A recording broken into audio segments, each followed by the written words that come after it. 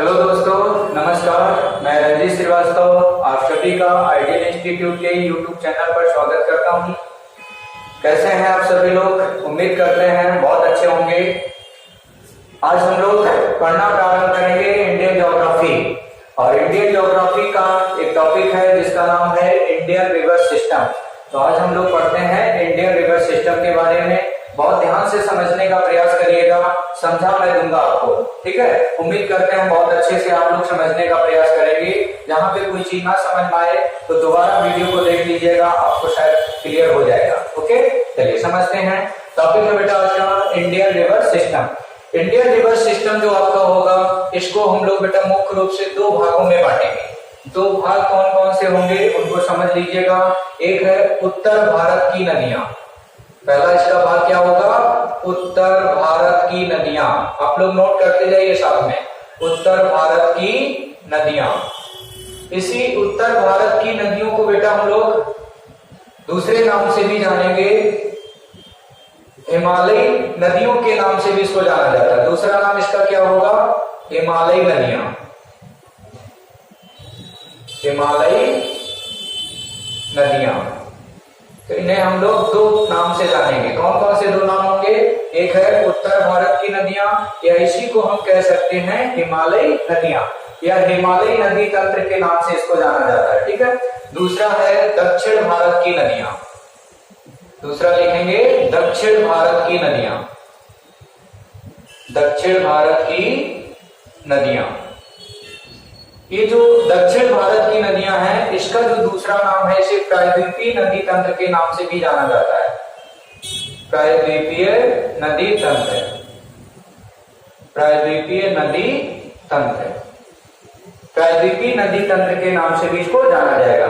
तो जो भारत की नदियां हैं, इनको मुख्य रूप से दो तंत्रों में बांटा गया है। वो दो तंत्र कौन कौन से हैं? एक आपका हिमालयी नदी तंत्र और एक प्रायद्वीपीय नदी तंत्र, या दूसरे शब्दों में कह सकते हैं उत्तर भारत की नदियां और दक्षिण भारत की नदियां। ये जो उत्तर भारत की नदियां हैं, या हिमालयी नदियां हैं, या हिमालयी नदी तंत्र है, इसको बेटा तीन भागों में वर्गीकृत किया गया है। देखिएगा वो तीन भाग कौन कौन से हैं, समझ लीजिएगा पहले, ठीक। एक होगा आपका गंगा नदी तंत्र। कौन सा तंत्र? गंगा नदी तंत्र। और दूसरे तंत्र का जो नाम होगा उसे बोला जाएगा सिंधु नदी तंत्र। सिंधु नदी तंत्र, ठीक। और तीसरे तंत्र का जो नाम होगा वो बोला जाएगा ब्रह्मपुत्र नदी तंत्र। ब्रह्मपुत्र नदी तंत्र। तो इस प्रकार से जो हिमालयी नदियां हैं, ये तीन भागों में वर्गीकृत हैं। कौन कौन सा?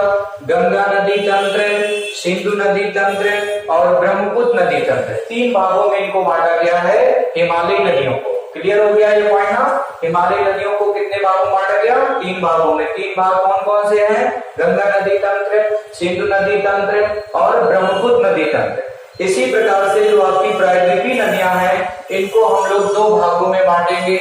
कौन कौन से वो दो भाग होंगे? देखिएगा, एक है बेटा बंगाल की खाड़ी में गिरने वाली नदियां। नोट कर लीजिए, बंगाल की खाड़ी में गिरने वाली, बंगाल की खाड़ी में गिरने वाली। और दूसरा होगा बेटा इसका अरब सागर में गिरने वाली। अरब सागर में गिरने वाली।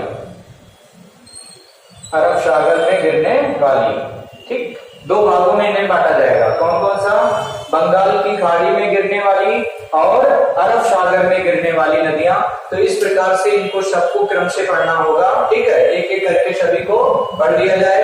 तो आज हम लोग सबसे पहले एक नदी तंत्र पढ़ लेते हैं, जिसका नाम होगा गंगा नदी तंत्र। अब हेडिंग डाल लीजिए सभी लोग, गंगा नदी तंत्र। देखिए गंगा नदी तंत्र क्या है, इसके बारे में समझते हैं।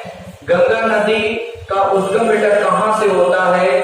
गंगा नदी को भारत की राष्ट्रीय नदी का घोषित किया जाता है। गंगा नदी की कुल लंबाई कितनी है? गंगा नदी की सहायक नदियां कौन कौन सी हैं? और ये अरब सागर में जाके गिरती है या बंगाल की खाड़ी में गिरती है? ये सभी बिंदुओं पे हम लोग चर्चा कर लेते हैं। देखिए सबसे पहले तो गंगा नदी से संबंधित कुछ फैक्ट हैं, कुछ महत्वपूर्ण बिंदु हैं, उनके बारे में जानकारी कर लो। गंगा नदी जो है यह भारत की सबसे लंबी नदी है। गंगा नदी सबसे लंबी नदी। अगर आपसे पूछा जाए भारत की सबसे लंबी नदी कौन सी है, तो याद रखिएगा सबसे लंबी नदी, सबसे लंबी नदी, भारत की सबसे लंबी नदी कौन सी है? गंगा नदी। इसकी कुल लंबाई कितनी है? 2525 किलोमीटर। याद कैसे रखना है? 25-25 है ना। टोटल इसकी लंबाई कितनी होगी? 25-25, यानी 2525 किलोमीटर इसकी टोटल लंबाई है। यह भारत की सबसे लंबी नदी है ना। कहाँ की सबसे लंबी नदी है? भारत की। तो भारत की सबसे लंबी नदी कौन सी है? गंगा नदी है। कुल लंबाई इसकी कितनी है? 2525 किलोमीटर। यह भारत की राष्ट्रीय नदी है। आपसे पूछा जाए भारत की राष्ट्रीय नदी कौन सी है, तो भारत की राष्ट्रीय नदी गंगा नदी है। कौन सी नदी? गंगा नदी। गंगा नदी को भारत की राष्ट्रीय नदी के नाम से जाना जाता है। इसे राष्ट्रीय नदी का दर्जा वर्ष 2008 में मिला था। इसी समय वर्ष 2008 के आसपास ही एक जलीय जीव है जिसे राष्ट्रीय जलीय जीव घोषित किया गया। कौन सा वह जलीय जीव है जिसे राष्ट्रीय जलीय जीव घोषित किया गया? तो याद रखिएगा राष्ट्रीय जलीय जीव, राष्ट्रीय जलीय जीव वो है बेटा Ganga dolphin. Ganga dolphin, Ganga dolphin को भारत का राष्ट्रीय जलीय जीव घोषित किया गया है ना। तो ये कुछ महत्वपूर्ण बिंदु है, इनको समझते चलिएगा। गंगा नदी भारत के कितने राज्यों से होकर के गुजरती है? यदि आपसे पूछा जाए भारत के किन किन राज्यों से होकर के गुजरती है गंगा नदी, तो याद रखिएगा भारत के 5 राज्य हैं जहां से गंगा नदी होकर के गुजरेगी। वो 5 राज्य कौन से हैं? क्रम से उनको समझ लीजिएगा। एक राज्य का नाम है उत्तराखंड, या शॉर्टकट में से यूके बोलेंगे ना, उत्तराखंड राज्य। इसके बाद दूसरा राज्य होगा, उसका नाम है उत्तर प्रदेश, यूपी। तो दूसरा राज्य होगा उत्तर प्रदेश, उत्तर प्रदेश से होकर के गुजरेगी। इसके बाद तीसरे नंबर पे एक राज्य है जिसका नाम है बिहार, बिहार राज्य से होकर के गुजरेगी। और चौथा राज्य जो इसको मिलेगा उसका नाम होगा झारखंड। कौन सा राज्य? झारखंड। चौथा राज्य है झारखंड। और 5वां राज्य है जिसका नाम है पश्चिम बंगाल, पश्चिम बंगाल। इस प्रकार से यह 5 राज्यों से होकर के गुजरती है। कौन कौन से वो 5 राज्य हैं? उत्तराखंड, उत्तर प्रदेश, बिहार, झारखंड और पश्चिम बंगाल। याद रखिएगा गंगा नदी भारत के 5 राज्यों से होकर के गुजरती है। 5 राज्य आपको शायद क्लियर हो गए होंगे। इसके बाद आपसे पूछा जाए गंगा नदी भारत के, गंगा नदी कितने देशों से होकर के गुजरती है, तो गंगा नदी 2 देशों से होकर के गुजरती है। एक देश का नाम है भारत और दूसरे देश का नाम होगा बेटा बांग्लादेश। कौन सा देश? बांग्लादेश। तो 2 देशों से होकर के गुजरती है। 2 देश कौन कौन से हैं? एक भारत और एक बांग्लादेश। राज्यों से यदि पूछा जाए कि कितने राज्यों से गुजरती है, तो 5 राज्यों से होकर के गुजरती है ना, तो आपको मैंने बता दिया। अब समझते हैं गंगा नदी का उद्गम कहां से होता है और जो किन किन राज्यों से होकर के गुजर रही है उसमें उनकी स्थिति समझेंगे। गंगा नदी की सहायक नदियां कौन कौन सी हैं उनके बारे में जानकारी प्राप्त करेंगे। ठीक है, तो गंगा नदी का एक पूरा तंत्र बना लेते हैं। देखिएगा गंगा नदी का उद्गम कहां से होता है, आप सभी लोग कॉपी पे नोट करते रहिएगा। ठीक है, देखिएगा एक जगह है बेटा जिसका नाम है Gangotri glacier, Gangotri glacier. Gangotri glacier के पास में एक जगह है जिसका नाम है गोमुख। यहां से एक धारा निकलती है जिसे हम लोग भागीरथी के नाम से जानेंगे। कौन सी? भागीरथी। भागीरथी नाम की एक धारा निकलती है, या इसे भागीरथी नदी के नाम से जाना जाता है। इसका उद्गम कहां से होता है? गंगोत्री ग्लेशियर। ये गंगोत्री ग्लेशियर कहां पड़ता है? याद रखेंगे उत्तराखंड। तो उत्तराखंड राज्य में गंगोत्री ग्लेशियर से एक धारा निकलती है जिसे भागीरथी के नाम से जाना जाएगा। जब ये आगे बढ़ती है तो इसी में इसके बाईं ओर से आकर के एक नदी और मिल जाती है जिसका नाम है बेटा भीलांगना। क्या नाम है? भीलांगना। भीलांगना नदी की एक धारा इसमें आकर के मिल जाती है। जिस जगह पर इनका संगम होता है, किनका संगम, भागीरथी और भीलांगना, उस जगह का नाम है टिहरी। और यहीं पे एक बांध बना हुआ है जिसे हम टिहरी डैम के नाम से जानते हैं, टिहरी बांध। बेटा ये भारत का सबसे ऊंचा बांध है। यदि आपसे पूछा जाए भारत का सबसे ऊंचा बांध कौन सा है, तो याद रखिएगा टिहरी बांध भारत का सबसे ऊंचा बांध है। ठीक है, इसकी जो ऊंचाई टोटल है वो लगभग 261 मीटर, लगभग 261 मीटर इसकी टोटल ऊंचाई है। यह भारत का सबसे ऊंचा बांध है। किस जगह पे है, ये उत्तराखंड में। इसकी टोटल ऊंचाई कितनी है, 261 मीटर। ठीक, इस पॉइंट को याद रखिएगा, इंपॉर्टेंट है। इसके बाद भागीरथी और भीलांगना की जो संयुक्त धारा है, जब ये आगे बढ़ती है तो इसको भागीरथी के नाम से ही जाना जाएगा। भागीरथी के नाम से ये आगे बढ़ती है। बहुत ही ध्यान से समझते चलिएगा, एक एक पॉइंट मैं आपका क्लियर कर दूंगा, बस केवल समझते चलिएगा अच्छे से। ठीक, कोई चीज नहीं समझ में आए तो दोबारा उसको वीडियो को देख लेना, आपको और अच्छे से क्लियर हो जाएगी।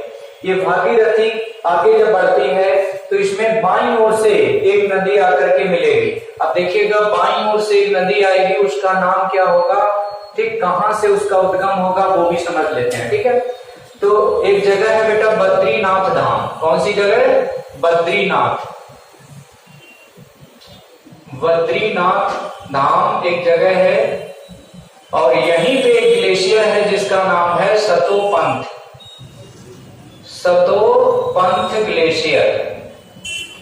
सतोपंथ ग्लेशियर से एक धारा निकलती है जिसे हम अलकनंदा के नाम से जानेंगे। कौन सी, अलकनंदा नाम की एक धारा निकलती है। यही अलकनंदा नाम की जो धारा है या अलकनंदा नाम की जो नदी है, ये भागीरथी में जाकर के मर्ज हो जाएगी। जिस जगह पे इनका संगम होगा उस संगम के स्थान को किस नाम से जाना जाएगा, देवप्रयाग। तो समझ लेते हैं ये अलकनंदा नदी कहां से निकलती है, याद रखिएगा अलकनंदा नदी सतोपंथ ग्लेशियर से निकलेगी। सतोपंथ ग्लेशियर कहां पे है, बद्रीनाथ धाम के पास में। अब इस अलकनंदा नदी, देखिएगा यहाँ पे नोट कर लीजिएगा, अलकनंदा, ये नदी कौन सी है, अलकनंदा नदी। इस अलकनंदा नदी की कुछ सहायक नदियां हैं, इनके बारे में भी यहीं पे समझ लीजिएगा कौन कौन सी इसकी प्रमुख सहायक नदियां हैं। अलकनंदा नदी में बाईं ओर से कुछ नदियां आकर के मिलेगी, तो इसमें बाईं ओर से आकर के मिलने वाली नदियों के बारे में समझते हैं। तीन प्रमुख, देखिए छोटी नदियां तो और भी हो सकती हैं, लेकिन यहाँ पे हम प्रमुख नदियों के बारे में जानकारी प्राप्त करेंगे। तीन प्रमुख नदियां हैं जो अलकनंदा की सहायक नदियां हैं, जो बाईं ओर से मिलेगी। और इसमें दाईं ओर से आकर के प्रमुख नदी और मिलेगी। ठीक, वो नदी कौन सी होगी उसके बारे में भी जान लेते हैं। तो अलकनंदा प्रमुख नदी हो गई, और इसकी जो सहायक नदियां हैं कौन सी, इसमें बाईं ओर से आकर के मिलेगी, कौन सी, दाईं ओर से आकर के मिलेगी। तो बाईं ओर से आकर के मिलने वाली नदियों के बारे में देखते हैं। एक नदी है बेटा जिसका नाम है धौली गंगा। क्या नाम है इसका, धौली गंगा। धौली गंगा नाम की एक नदी है जो अलकनंदा की एक सहायक नदी है। इन दोनों नदियों का संगम किस स्थान पर होता है, जिस स्थान पे धौली गंगा और अलकनंदा नदी का संगम होता है उसे हम विष्णुप्रयाग के नाम से जानेंगे। शॉर्टकट में भी लिख लो, अभी हम इनके फुल फॉर्म भी दिखा देंगे ना। ठीक, आपसे पूछा जाए विष्णुप्रयाग में किन दो नदियों का संगम होता है, तो याद रखेंगे विष्णुप्रयाग में धौली गंगा और अलकनंदा नदी का संगम होता है। ठीक, इसके आगे देखेंगे तो एक नदी इसमें आएगी नंदाकिनी। कौन सी नदी, नंदाकिनी।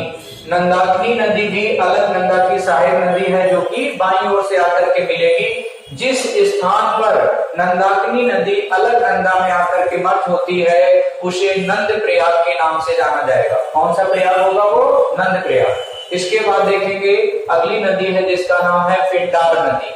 पिंडार नदी, ये पिंडार नदी अलकनंदा में जिस स्थान पर मिलती है उसे कर्ण प्रयाग के नाम से जाना जाएगा। तो तीन प्रयाग आपने समझ लिए, विष्णु प्रयाग, नंद प्रयाग, कर्ण प्रयाग। ठीक, इन जगह पे जो नदी आकर के मिले या इनका जो संगम होता है वो याद रखिएगा। आपसे पूछा जाएगा विश्व प्रयाग में किन दो नदियों का संगम होता है, तो बताएंगे अलकनंदा और धौली गंगा। नंद प्रयाग में किन दो नदियों का संगम होता है, तो एक कॉमन रहेगी अलकनंदा। ठीक, इसके अलावा इन नदियों को बताना है आपको, तो अलकनंदा और नंदाकिनी का संगम होता है नंद प्रयाग में। ऐसे पूछा जाए गढ़ प्रयाग में कौन सी नदियों का संगम होता है, तो अलकनंदा और पिंडार नदी का संगम गढ़ प्रयाग में होता है। ठीक, इसके बाद देखेंगे एक जगह है बेटा केदारनाथ धाम। केदारनाथ धाम, जैसे यहाँ पे बद्रीनाथ धाम है ऐसे केदारनाथ धाम। तो केदारनाथ धाम से के पास से एक नदी का उद्गम होता है जिसे मंदाकिनी के नाम से जाना जाता है। कौन सी नदी, मंदाकिनी। जैसे यहाँ पे आपने पढ़ा है नंदाकिनी, ये है मंदाकिनी। तो केदारनाथ धाम के पास से एक नदी का उद्गम होता है जिसे मंदाकिनी के नाम से जाना जाता है। याद रखिएगा कौन सी नदी है, मंदाकिनी। ये मंदाकिनी नदी धौली गंगा की एक सहायक नदी बनेगी। किसकी सहायक नदी बनेगी, धौली गंगा की। यहां तक बातें आपको शायद क्लियर हो गई होंगी, ठीक है, और अच्छे से समझते चलिएगा।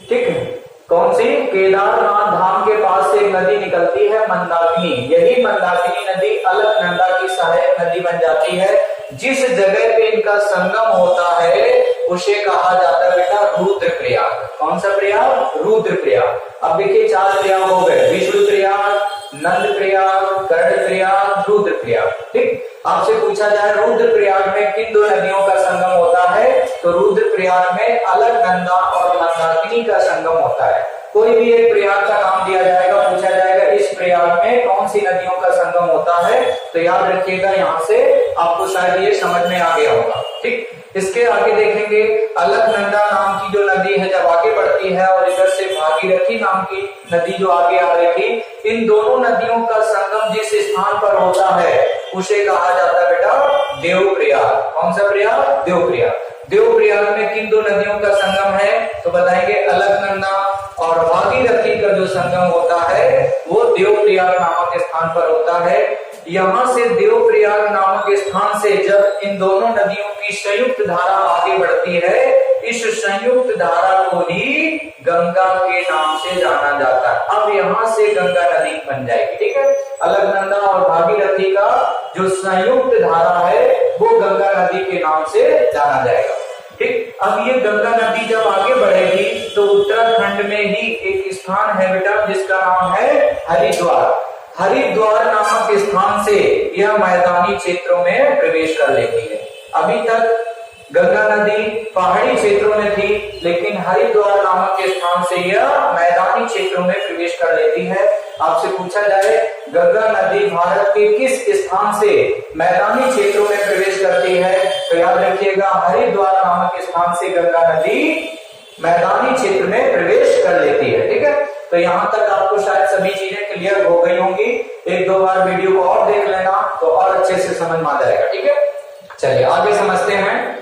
अब गंगा नदी जब आगे बढ़ेगी तो सबसे पहले, अब यहाँ तक देखिए उत्तराखंड राज्य था, इसके बाद आप देखेंगे तो उत्तर प्रदेश में यह नदी प्रविष्ट होगी।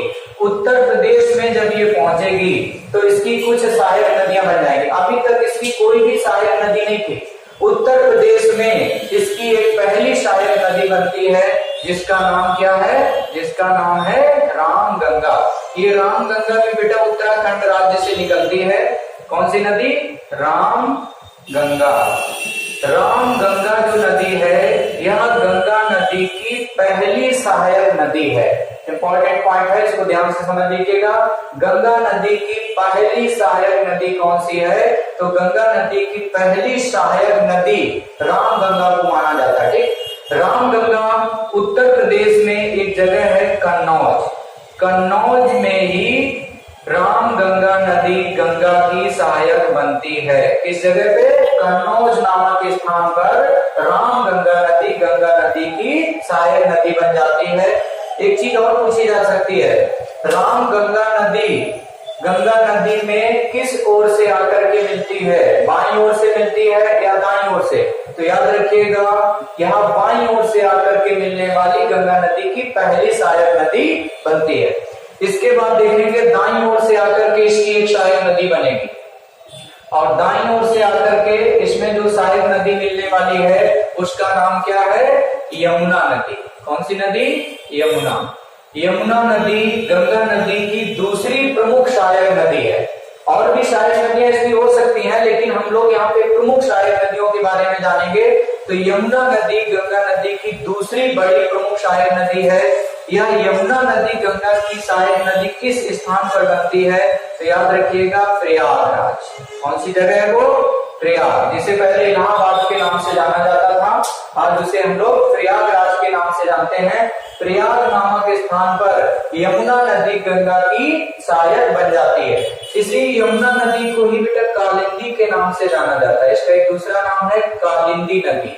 बहुत पूछा जाता है यमुना नदी का उपनाम क्या है, या कालिंदी नदी को अन्य किस नाम से जाना जाता है? तो यमुना को ही कालिंदी के नाम से जाना जाता है। थोड़ा यमुना के बारे में जान लेते हैं। यमुना नदी का उद्गम किस स्थान से होता है? तो उत्तराखंड में ही यमुनोत्री एक ग्लेशियर है जिसका नाम है Yamunotri glacier. Yamunotri glacier, Yamunotri glacier से यमुना नदी का उद्गम होता है। उत्तराखंड राज्य में ये पड़ेगा। किस राज्य में? उत्तराखंड। तो उत्तराखंड से ही यमुना का भी उद्गम होता है, और उत्तराखंड से ही कहीं कहीं गंगा का भी उद्गम होता है। ठीक, तो यमुनोत्री ग्लेशियर से यमुना नदी निकल करके, जिसे कालिंदी के नाम से भी जाना जाता है, यह उत्तर प्रदेश में, ये जगह कौन सी है याद रखिएगा? उत्तर प्रदेश। तो उत्तर प्रदेश में प्रयागराज नामक स्थान पर गंगा की यह सहायक नदी बन जाती है। यमुना की कुछ प्रमुख सहायक नदियां हैं, इनको थोड़ा देख लीजिएगा कौन कौन सी प्रमुख इसकी सहायक नदियां हैं। तो यहाँ पे हम लोग 3 प्रमुख सहायक नदियां समझ लेते हैं, जो कि यमुना की सहायक नदियां कौन कौन सी हैं, इनको याद कैसे रखना है? एक ट्रिक है बेटा, KBC। कैसे याद रखना है? KBC। यहाँ के का मतलब है केन नदी। के का मतलब क्या हो गया? केन नदी। केन नदी यमुना की सहायक नदी है। दूसरी प्रमुख सहायक नदी है जिसका नाम है बेतवा। कौन सी नदी? बेतवा। बेतवा भी यमुना की सहायक नदी है। और तीसरी प्रमुख सहायक नदी याद रखेंगे चंबल। चंबल नदी। ठीक, एक पॉइंट नोट कर लीजिएगा, चंबल नदी यमुना की सबसे बड़ी सहायक नदी है। सबसे बड़ी सहायक नदी। सबसे बड़ी सहायक नदी किसकी?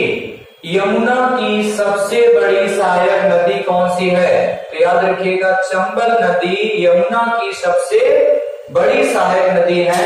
तो ये यमुना की सहायक नदियां हो गई कौन कौन सी? केन, बेतवा, चंबल। याद कैसे रखना है इनको? ये ट्रिक याद रखिएगा, KBC। इधर से पढ़ेंगे ना, KBC।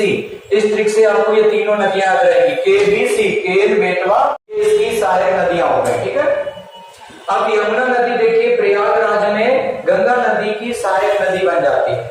इसके बाद देखेंगे उत्तर प्रदेश में ही एक प्रमुख सहायक नदी और बनेगी आकर के गंगा की, जिसका नाम होगा गोमती नदी। कौन सी नदी? गोमती। गोमती नदी भी गंगा की प्रमुख सहायक नदी है। और यह उत्तर प्रदेश में एक जगह है बेटा, गाजीपुर। कौन सी जगह? गाजीपुर। गाजीपुर नामक स्थान पर गोमती नदी गंगा की सहायक नदी बन जाती है। गोमती नदी का उद्गम कहां से होता है? तो याद रखिएगा, गोमती नदी का जो उद्गम है वो उत्तर प्रदेश में एक जगह है पीलीभीत। और पीलीभीत में एक झील है बेटा, फुलहर झील। कौन सी झील? फुलहर झील। इस फुलहर झील ये कहां पड़ेगी? उत्तर प्रदेश में। और उत्तर प्रदेश में जगह कौन सी है? जिला है जिसका नाम है पीलीभीत। पीलीभीत जिला उत्तर प्रदेश में एक झील है फुलहर झील। इसी फुलहर झील से नदी निकलती है जिसका नाम है गोमती नदी। यह गंगा की सहायक बन जाती है। किस जगह पे जाकर के मर्ज होती है? तो गाजीपुर नामक स्थान पर गंगा की यह सहायक नदी बन जाती है। तो आपको कुल मिलाकर के 3 बड़ी नदियां याद रखनी है जो उत्तर प्रदेश में गंगा की सहायक बनेगी। वो 3 नदियां कौन कौन सी याद रखनी है? एक नदी है रामगंगा, जो कि बाईं ओर से आकर के मिलेगी। दाईं ओर से आकर के मिलने वाली जो नदी होगी उसका नाम यमुना है, प्रयागराज में मिलेगी। फिर बाईं ओर से आकर के गोमती नदी आकर के मरजोगी गंगा में गाजीपुर नामक स्थान पर। गोमती नदी का उद्गम कहां से होता है? तो उत्तर प्रदेश पीलीभीत में फुलहर झील से। इसकी एक विशेषता है गोमती नदी की, यह भारत में मैदानी क्षेत्र से निकलती है और मैदानी क्षेत्र में ही गंगा की सहायक बन जाती है। यार इसकी एक बहुत बड़ी विशेषता है। गंगा की कौन सी ऐसी वो सहायक नदी है जो मैदानी क्षेत्रों से निकलती है और मैदान में ही गंगा की सहायक बन जाती है? तो गोमती नदी है। तो उत्तर प्रदेश में 3 प्रमुख नदियां याद रखना है जो गंगा की सहायक बनेगी। उम्मीद करते हैं ये तीनों नदियां याद हो गई होंगी। बाईं ओर से 2 आ रही हैं, एक दाईं ओर से आ रही। बाईं ओर से आने वाली रामगंगा और गोमती, दाईं ओर से आने वाली यमुना नदी। यह जो रामगंगा नदी है यह गंगा नदी की पहली सहायक नदी है, इस बात को याद रखिएगा। कन्नौज नामक स्थान पर रामगंगा गंगा की सहायक बन जाएगी। ठीक, तो इतनी बातें आपको क्लियर हो गई होंगी। उत्तर प्रदेश में कितनी प्रमुख सहायक नदियां इसकी बनती हैं? 3 याद रखिएगा। इसके बाद आगे बढ़ेंगे तो आगे जब बढ़ते हैं तो एक दूसरा राज्य मिलेगा जिसका नाम होगा बिहार। अब देखिएगा बिहार में इसकी सहायक नदियां कौन कौन सी बनेंगी? तो इसकी प्रमुख सहायक नदियां ध्यान रखिएगा। यहाँ पे हम 4 प्रमुख नदी पढ़ेंगे जो कि गंगा की सहायक होंगी। जैसे यहाँ पे आपने 3 नदियों के बारे में देखा, 1 2 3। यूपी में 3 प्रमुख सहायक नदियां आपने समझ लिया। उसी प्रकार से हम लोग बिहार में देखेंगे तो 4 प्रमुख सहायक नदियां इसकी बनेंगी। वो 4 प्रमुख सहायक नदियां कौन कौन सी हैं देखिएगा। नेपाल देश से 2 प्रमुख नदियां निकल रही हैं जिनमें से एक नदी का नाम है बेटा काली। कौन सी नदी? काली। और एक नदी का नाम है करनाली। काली और करनाली, ये काली करनाली नदी है ना, जैसे ही भारत में प्रविष्ट होती है, काली नदी जैसे ही भारत में प्रविष्ट होती है तो इसका नाम होता है वहां पे शारदा। किस नाम से जानी जाएगी इसको? शारदा। और करनाली नदी जैसे जब तक ये बेटा नेपाल में थी, नेपाल में नाम इनका है काली और एक नदी का नाम है करनाली। जैसे ही ये नीचे भारत में आती हैं तो भारत में प्रविष्ट होते ही काली नदी को शारदा के नाम से जाना जाता है और करनाली नदी को घाघरा के नाम से जाना जाता है। किस नाम से? घाघरा। तो काली करनाली भारत में जैसे प्रविष्ट होती है तो शारदा और घाघरा के नाम से जानी जाती है। जब इनकी जो संयुक्त धारा है जो आगे बढ़ती है तो उसको घाघरा के नाम से ही जाना जाता है। किस नाम से? घाघरा। ये जो घाघरा नदी है, घाघरा से पहले इसका नाम कहीं कहीं सरयू पड़ जाता है। कौन सी नदी? सरयू नदी। सरयू नदी पहले इसका नाम है। उसी सरयू नदी को ही घाघरा के नाम से जाना जाता है। इसी सरयू नदी के तट पर ही एक प्रमुख शहर बसा हुआ है जिसका नाम है अयोध्या। कौन सा शहर है? अयोध्या। आपसे पूछा जाए अयोध्या शहर किस नदी के तट पर बसा हुआ है तो सरयू नदी के तट पर अयोध्या शहर बसा हुआ है। यही सरयू नदी जब आगे बढ़ती है तो इसको घाघरा के नाम से जाना जाता है। ये घाघरा नदी बिहार में एक जगह है बेटा छपरा। कौन सी जगह है? छपरा। छपरा नामक स्थान पर गंगा की सहायक नदी बन जाती है।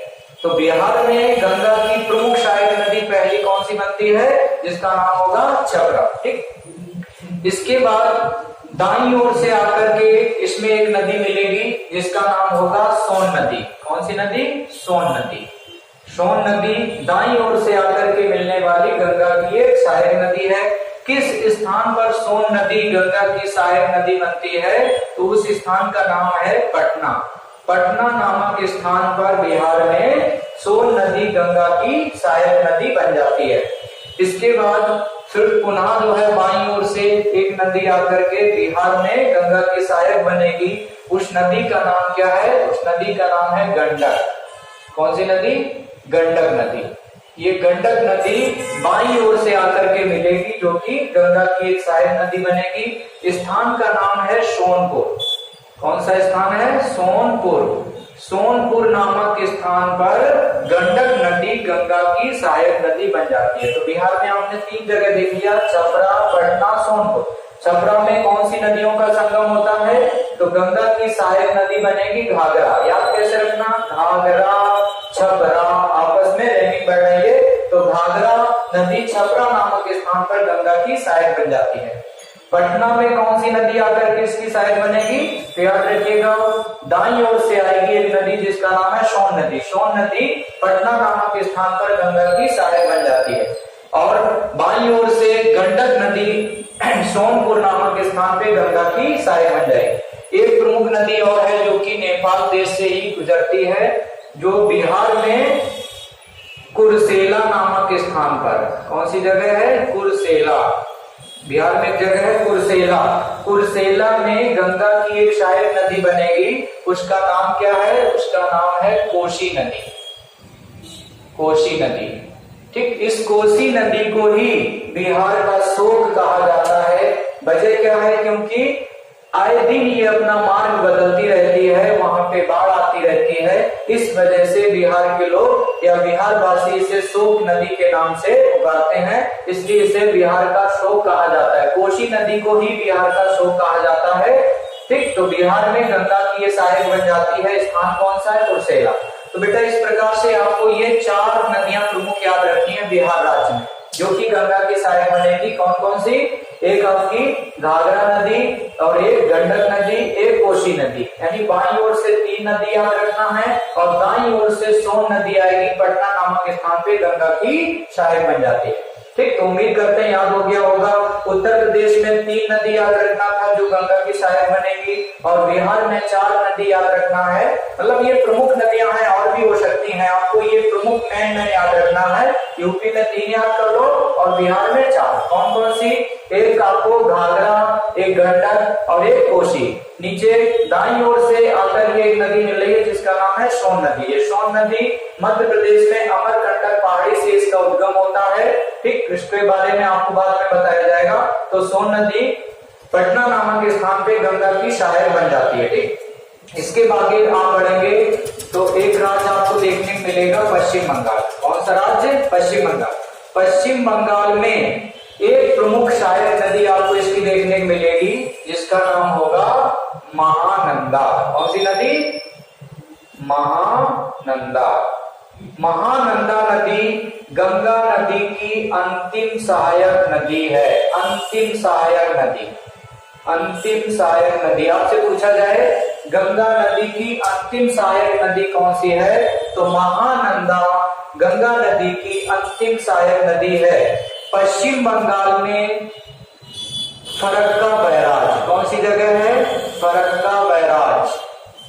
फरक्का बैराज में इसका संगम होता है, गंगा नदी के पास मिल जाएगी।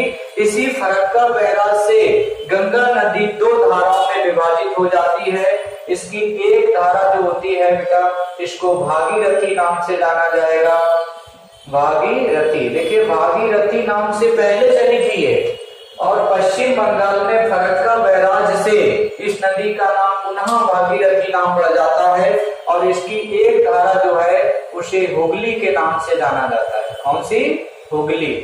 तो एक धारा हुगली नदी के नाम से आगे बढ़ेगी, और एक धारा भागीरथी के नाम से आगे बढ़ेगी। इसी हुगली नदी में नीचे दाईं ओर से आकर के एक सहायक नदी इसकी बन जाएगी, जिसे दामोदर नदी के नाम से जाना जाएगा। कौन सी नदी? दामोदर नदी। पश्चिम बंगाल में दामोदर नदी हुगली में आकर के इसकी सहायक नदी बन जाती है। इस दामोदर नदी को बंगाल का शोक कहा जाता है, ठीक है। यहाँ पर आए दिन बाढ़ वगैरह आती रहती है दामोदर नदी की वजह से। इस वजह से पश्चिम बंगाल का शोक दामोदर को कहा जाता है, जबकि बिहार का शोक कोसी नदी को कहा जाता है। ये जो भागीरथी नदी है, जब ये आगे बढ़ती है बांग्लादेश में प्रविष्ट होती है, तब इसका नाम पद्मा हो जाता है। अर्थात आपसे पूछा जाए गंगा नदी का नाम बांग्लादेश में क्या पड़ जाता है, तो याद रखिएगा पद्मा। किस नाम से इसे जाना जाएगा? पद्मा नदी। गंगा को बांग्लादेश में पद्मा के नाम से जाना जाता है, ठीक है। तो आज आपने गंगा नदी का इतना तंत्र समझ लिया है। अगले वीडियो में हम इसके आगे की चीजें आपको क्लियर कर देंगे आगे। उम्मीद करते हैं इतनी बातें आपको समझ में आ गई होंगी। जहां पे कोई चीज ना समझ में आई हो तो पुनः वीडियो को एक बार देख लेना, शायद आपको अच्छे से क्लियर हो जाए। Thank you so much. अगर ये वीडियो आपको अच्छा लगा हो तो हमारे चैनल को सब्सक्राइब जरूर कर दीजिएगा। Thank you so much. I love you.